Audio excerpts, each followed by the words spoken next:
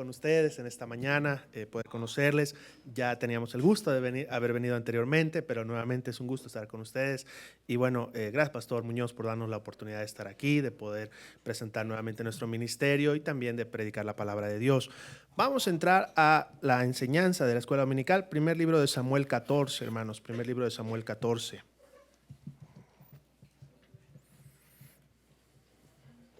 Primer libro de Samuel 14. Hemos estado preparando algunas enseñanzas para este año y bueno, Dios me había hablado ya en este pasaje y anoche, ¿verdad? Leímos ahí con la familia Muñoz este pasaje también y la verdad que Dios tiene un propósito en cada cosa que hacemos. Le digo esto porque Dios nos confirmó algunas cositas ayer y vamos a enseñar acerca de eso en esta mañana. La verdad que ha sido un gusto estar conviviendo con la familia Muñoz. Le digo, ¿verdad?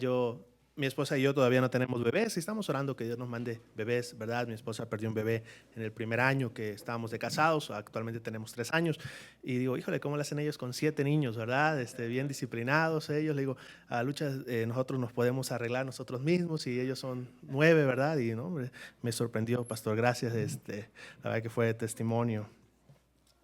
Bueno, primer libro de Samuel 14, hermanos, vamos a entrar a la enseñanza. Vamos a leer del versículo 1 al versículo 4, vamos a leer alternadamente y luego al versículo 6, perdón, del versículo 1 al versículo 6 y vamos a entrar a la enseñanza. Aconteció un día que Jonatán, hijo de Saúl, dijo a su criado que le traía las armas, ven y pasemos a la guarnición de los filisteos que está de aquel lado, y no lo hizo saber a su padre.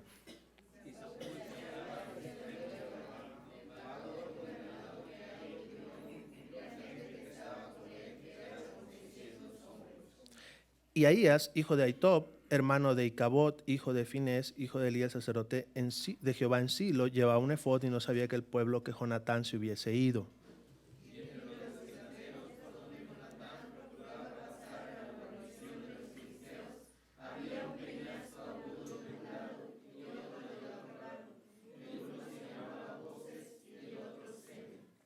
Uno de los peñascos estaba situado al norte, hacia Micmas, y el otro al sur, hacia Gabaa. Dijo pues Jonatán a su paje de armas, ven, pasemos a la guarnición de estos incircuncisos, quizás haga algo Jehová por nosotros, pues no es difícil para Jehová salvar con muchos o con pocos. Mire, quiero llamar también su atención al versículo 23, si lo puede ver ahí adelantito. Al final de esta historia, ¿verdad? Dice la palabra de Dios, así salvó Jehová a Israel aquel día y llegó la batalla hasta Ben-Abén. Quiero enseñar acerca del tema, así salvó Jehová a Israel. Vamos a orar. Padre, gracias por su palabra, gracias porque podemos escucharla en esta mañana. Gracias por los hermanos que han puesto en su corazón hoy venir a la iglesia. Pido, Señor, para que usted hable a cada uno conforme a su voluntad, a través de su palabra y de su Espíritu Santo. Enséñanos estas verdades, Señor, en esta mañana. Le pedimos en el nombre de Cristo. Amén. Muy bien. Tal vez usted ha leído este pasaje, tal vez ha conocido esta historia. Habla acerca de Jonatán, hijo de Saúl, que bueno, ellos estaban en una batalla. De alguna manera estaban atemorizados porque los filisteos pues eran más que ellos. Ellos estaban comenzando pues a pelear contra ellos. Y bueno, Dios puso en su corazón ir a esta batalla Jonatán con su paje de armas solamente. Es decir, Dios puso un deseo en su corazón que tal vez otros no entendían, otros no conocían, pero que Dios puso exactamente en el corazón de Jonatán. Hoy vamos a enfocar esto acerca de la obra misionera. Mire, hermanos, sabemos que nosotros, ¿verdad?, somos la iglesia del Señor. Amén. Nosotros no somos Israel, pero somos el pueblo de Dios espiritualmente hablando. Amén. Y así como Dios salvó a su pueblo Israel, así Dios nos da también victoria a cada uno de nosotros, su pueblo espiritualmente hablando. Amén. Y bueno, vamos a ver algunos pasos que ellos tomaron para poder tener victoria en esta batalla. Nosotros, mire, tenemos la Biblia y tenemos todo el consejo de Dios. Amén. Y a veces pensamos o vemos las cosas de una manera quizás muy sencilla, muy fácil. Decimos, oh, bueno, pues oró y se fue y tumbaron a uno y lo mataron y no, pues ya ganaron. Yo a veces les digo, nosotros porque ya sabemos el final de la película, ¿verdad? Pero imagínense que usted y yo estuviéramos ahí y que estamos en un ejército y que dice que había como 600 hombres y aún esos 600 hombres estaban atemorizados.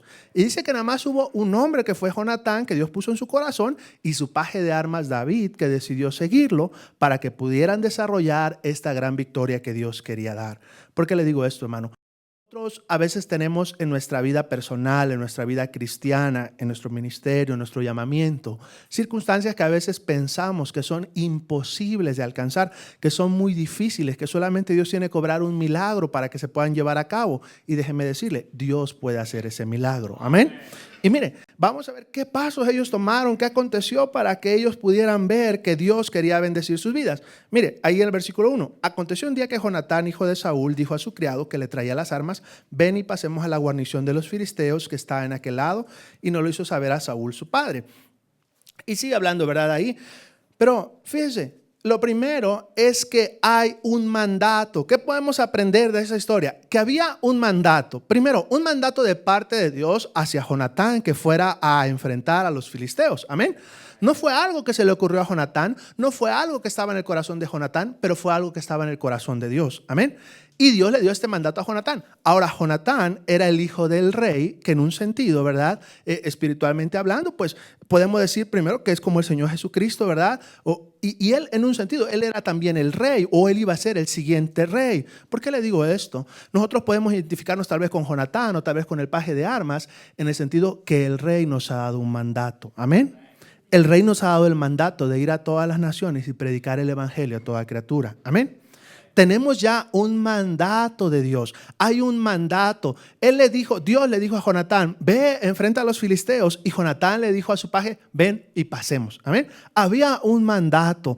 Mire, tal vez usted ha escuchado, ¿verdad? Otros hombres de Dios que han dicho que la gran comisión es un mandato para ser obedecido, no una sugerencia para ser considerado. Mire, ayer estábamos ganando almas, algunos hermanos de aquí, ¿verdad? Y yo entiendo, hermanos, que a veces hay ciertas ocupaciones, pero déjeme decirle, decían los hermanos, ojo, es que aquí en Puebla es muy difícil. Y no me malentienda, sí es difícil. Pocos lugares hemos ido como aquí donde pues casi nadie te quiere abrir, casi nadie te quiere escuchar, ¿verdad? Casi nadie te quiere recibir un folleto. Para que no se sientan mal, así también es Australia, ¿verdad?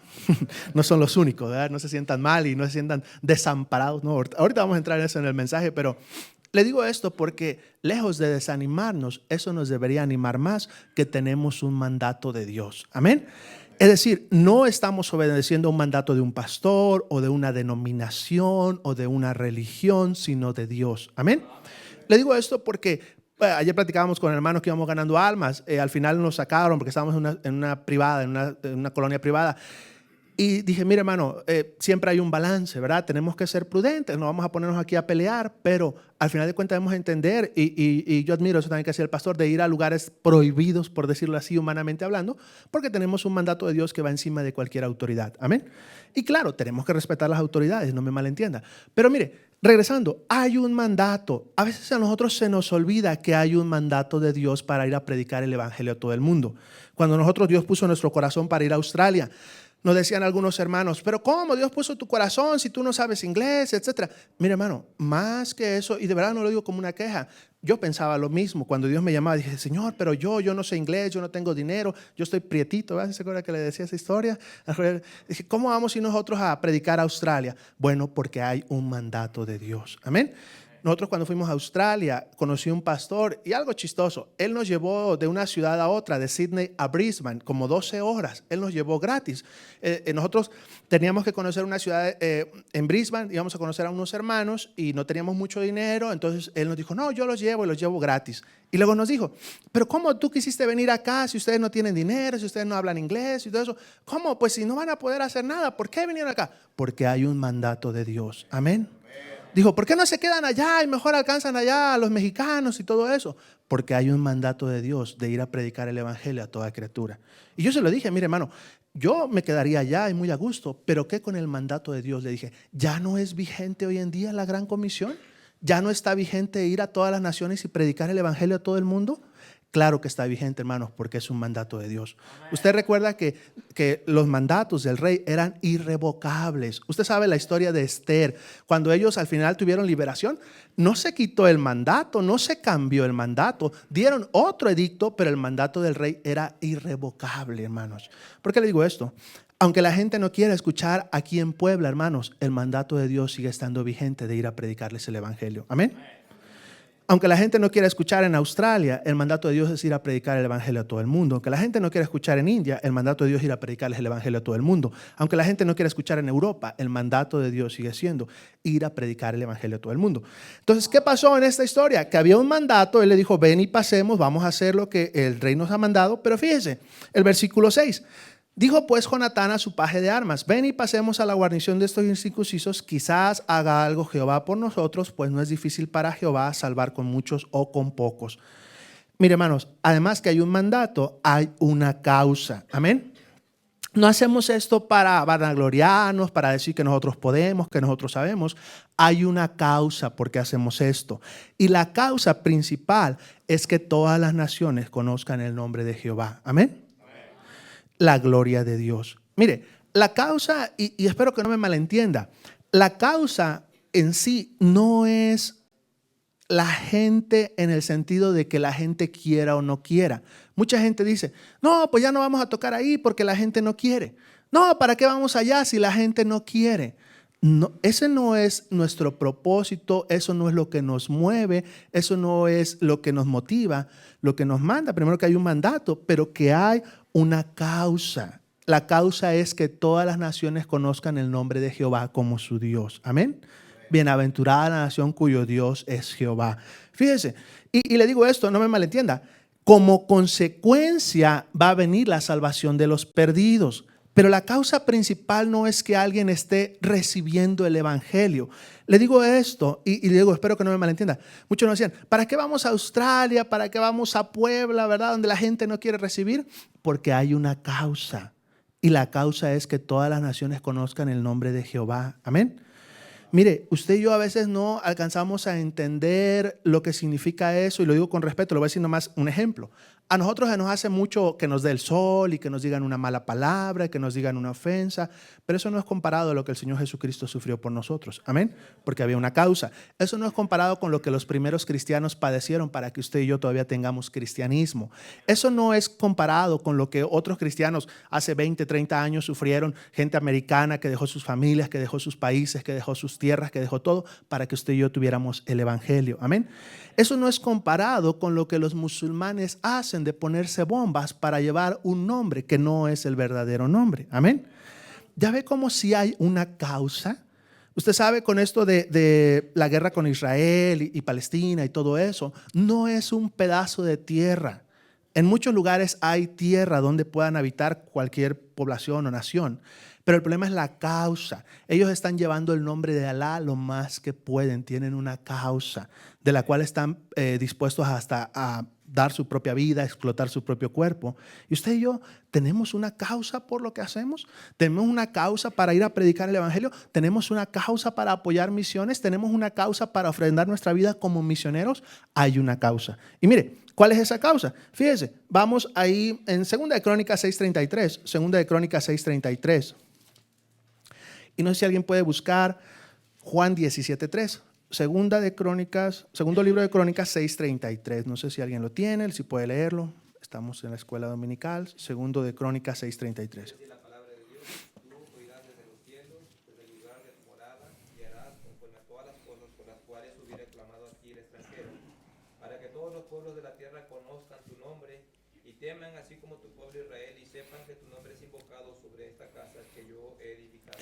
Gracias, hermano, muy amable. Esa es la causa, que todos los pueblos conozcan el nombre de Jehová. Amén. ¿Alguien tiene Juan 17:3, hermanos?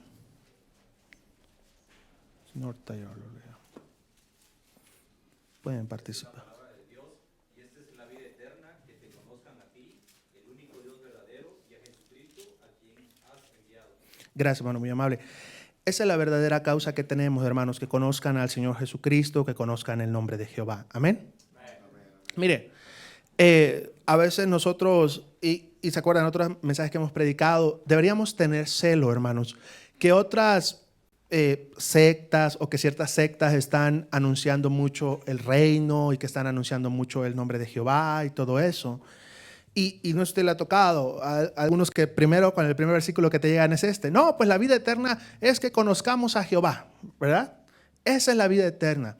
Pero lo que ellos no entienden, que ahí está cómo podemos llegar al cielo, que es confiando en el sacrificio del Señor Jesucristo, pero que el propósito de Dios para que el Señor Jesucristo viniera sí es para salvarnos, pero pues para que pudiéramos conocerle. Amén.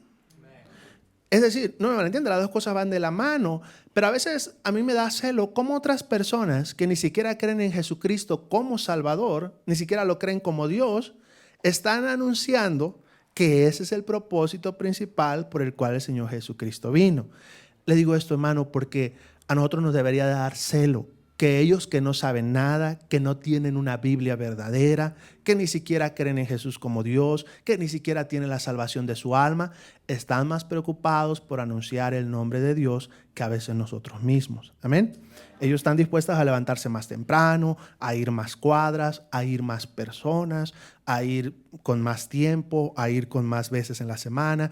Eso debería tocar nuestro corazón y saber que hay un mandato, pero hay una causa por el cual hacemos las cosas. Amén. A mí me da celo, hermano, cuando toco la puerta y dicen, no, pues yo soy testigo de Jehová, ¿verdad? Y nosotros somos los únicos que salimos a anunciar el reino, ¿verdad? Y yo le digo, no, pues no es cierto. No, ¿cómo no? Le digo, mire, pues yo también vengo a anunciarle como de que usted es el único, ¿verdad?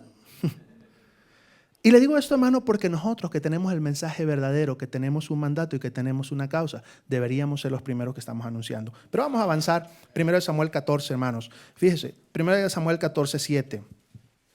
Vamos a avanzar un poco más rápido aquí. 1 Samuel 14, 7.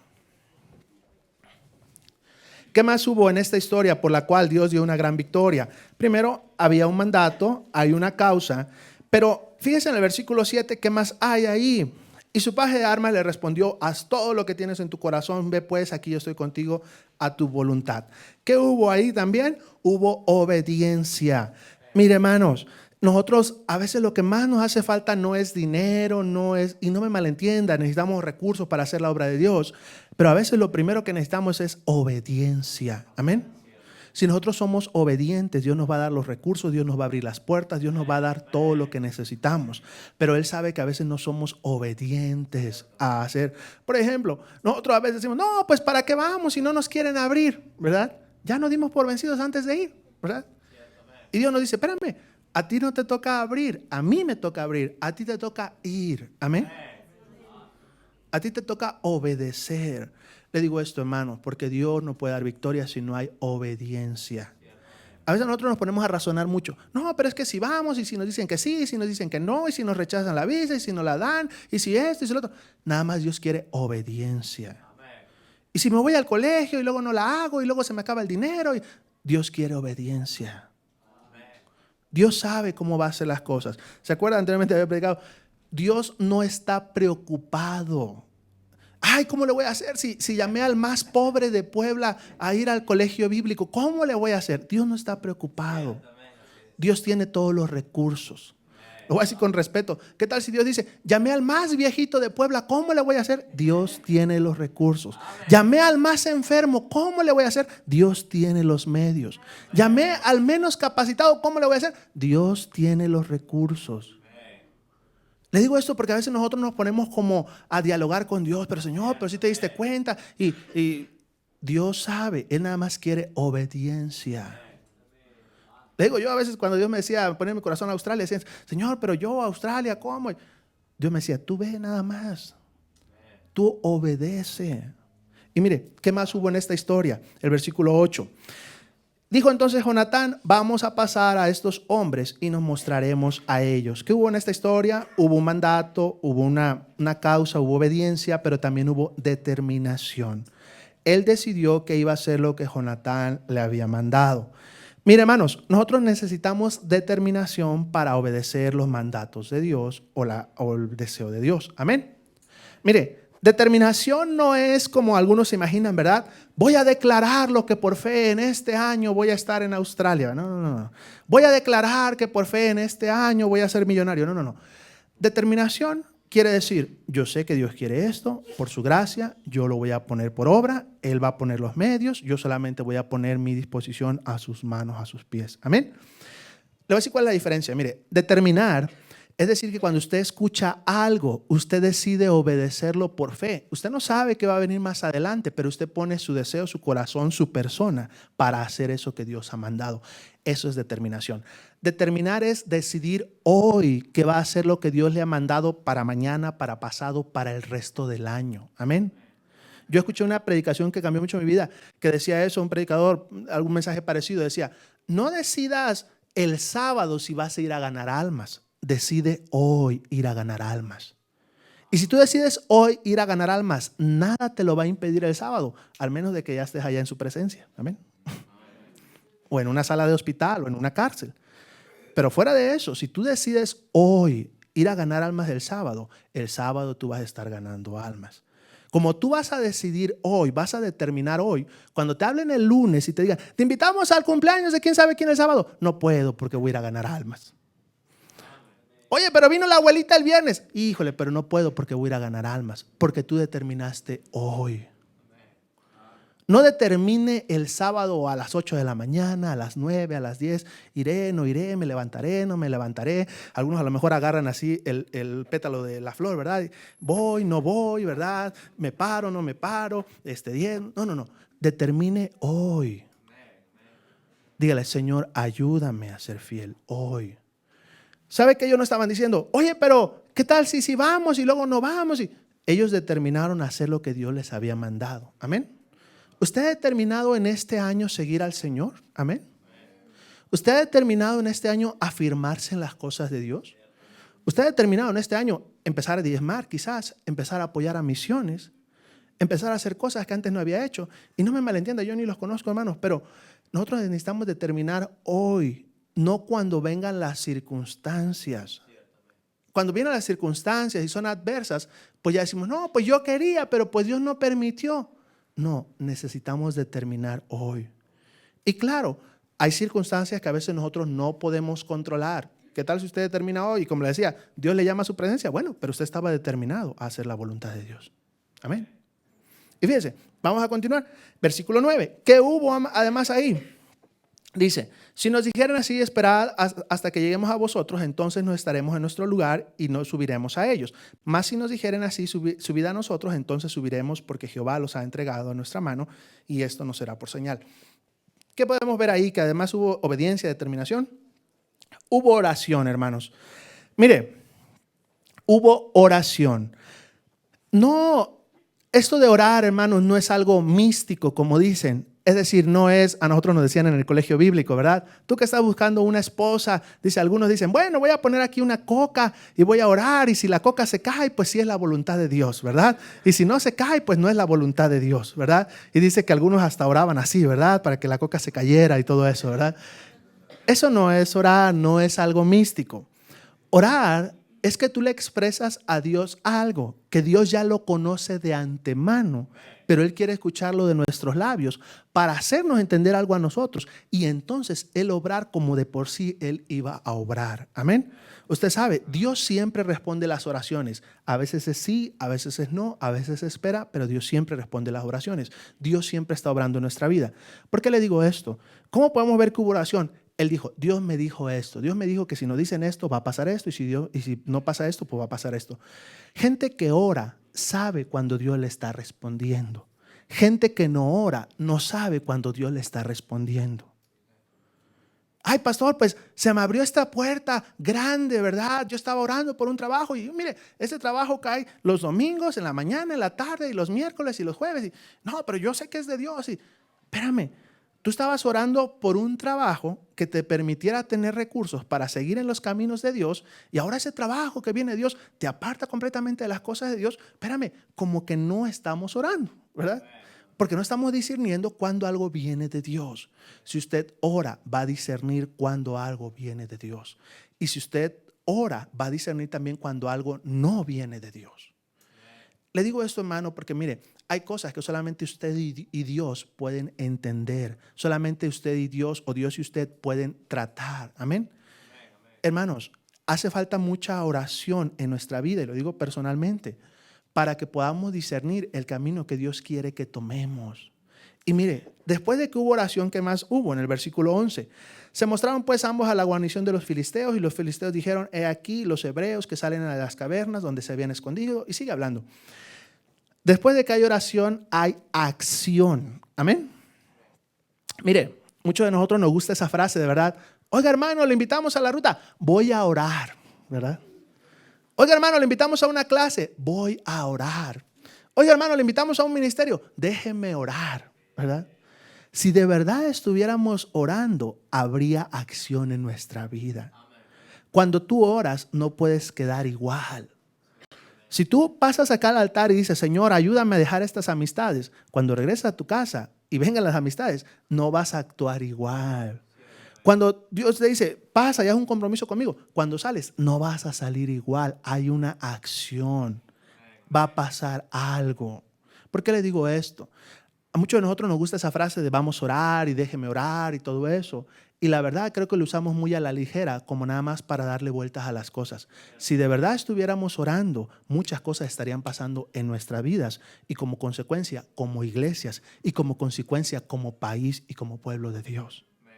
Hermanos, tenemos más de 100 años con el evangelio y todavía estamos orando a ver si mandamos a otro a la India, a ver si mandamos otro a España, a ver si mandamos otro a Australia. Todavía estamos orando.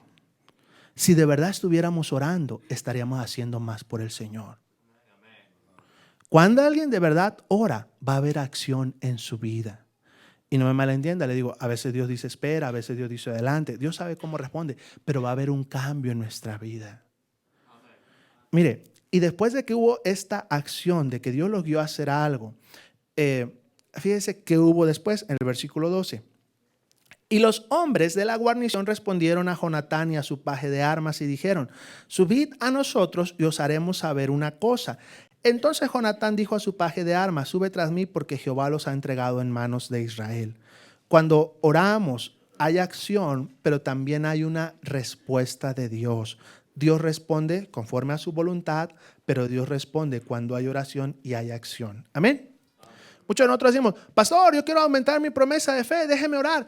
Y luego Dios nos dice, ¿verdad? Haz esto, y no lo queremos hacer, y por eso no podemos ver la mano de Dios. Pero si nosotros hacemos lo que Dios nos ha mandado en oración, cuando actuamos en oración, vamos a ver una respuesta de Dios, vamos a ver algo diferente que antes nunca habíamos visto. Pero eso solamente viene cuando oramos y cuando actuamos conforme a lo que Dios ha mandado.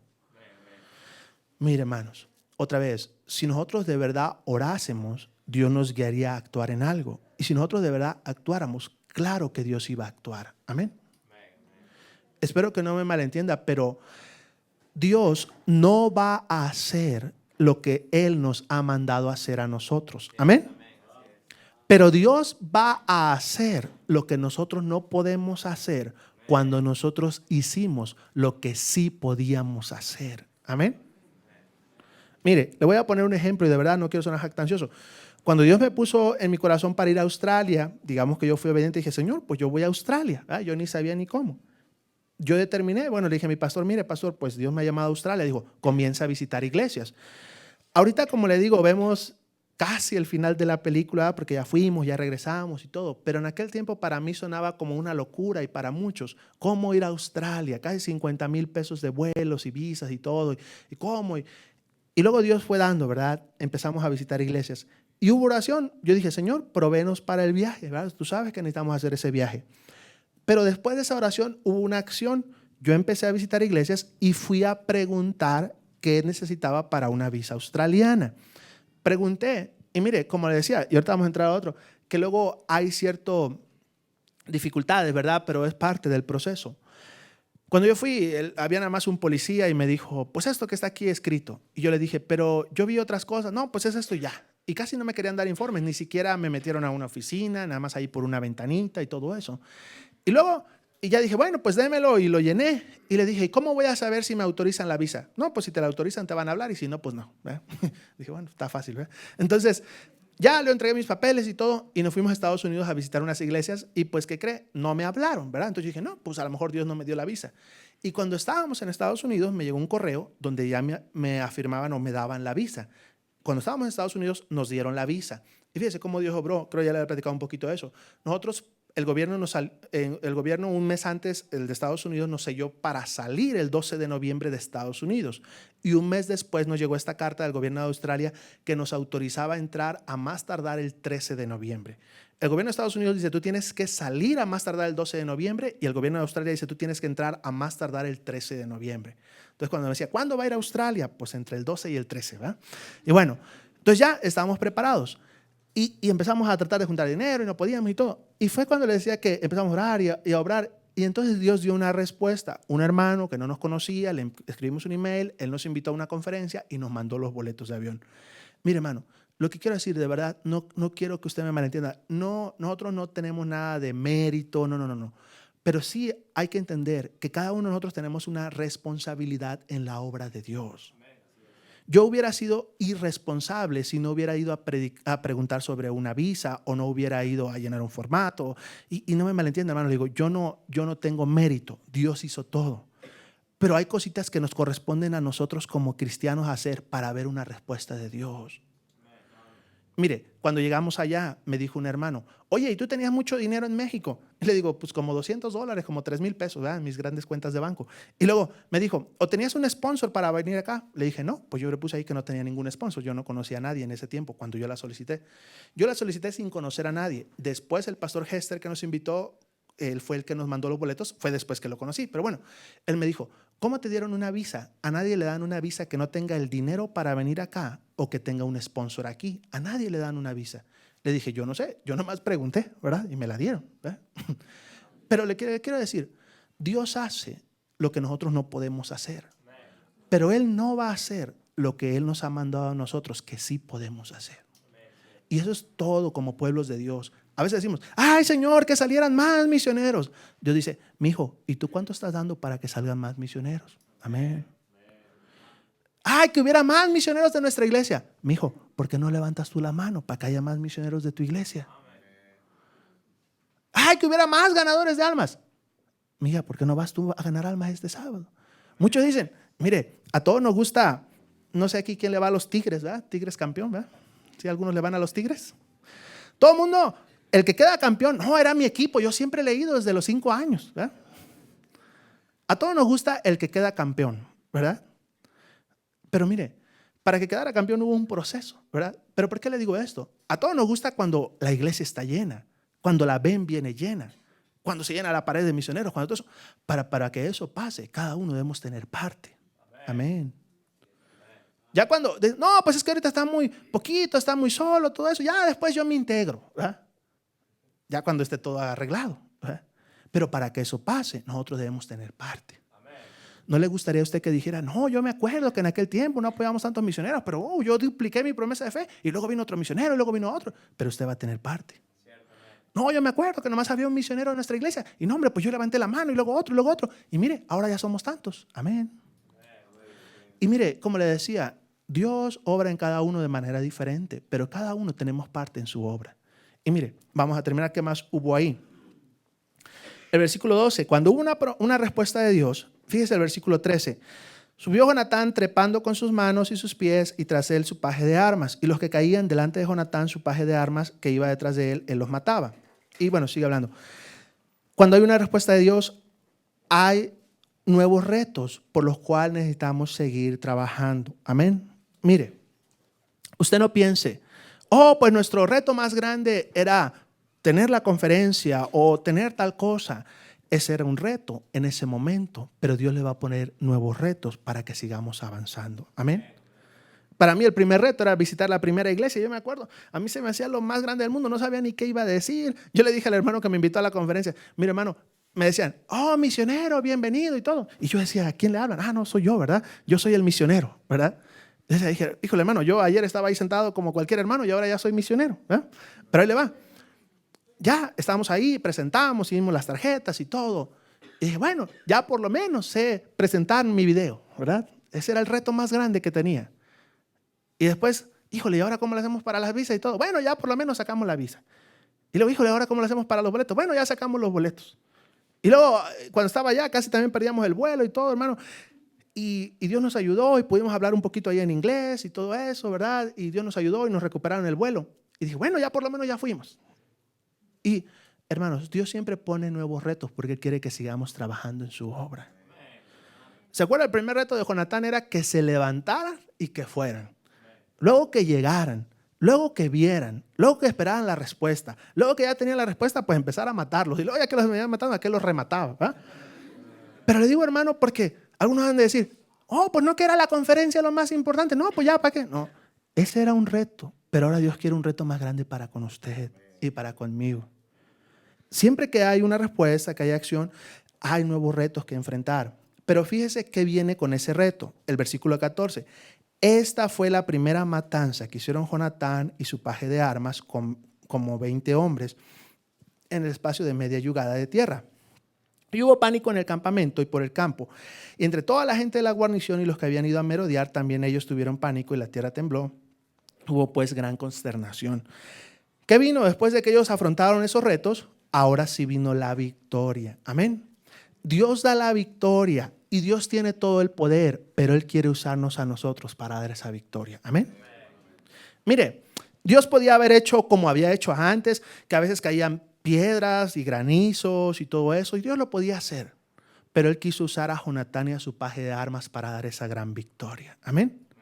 Pero no iba a pasar eso si ellos no entendían que había un mandato, que había una causa, que tenían que ser obedientes, que tenían que determinar hacer la voluntad de Dios, que tenían que orar, que tenían que actuar, que tenían que esperar la respuesta de Dios y que tenían que continuar trabajando a pesar de los retos, de los obstáculos. Y entonces iban a ver la victoria que Dios dio. Pero mire, no termina ahí la historia. Usted puede decir, bueno, pues ya mandamos al hermano Javier, ¿verdad? A la India, ya tenemos victoria. Ya mandamos al hermano fulano allá a España o Australia, ya hicimos la victoria. Ahí no termina la historia. ¿Sabe dónde termina la historia? Fíjese el versículo 16. ¿Qué pasó?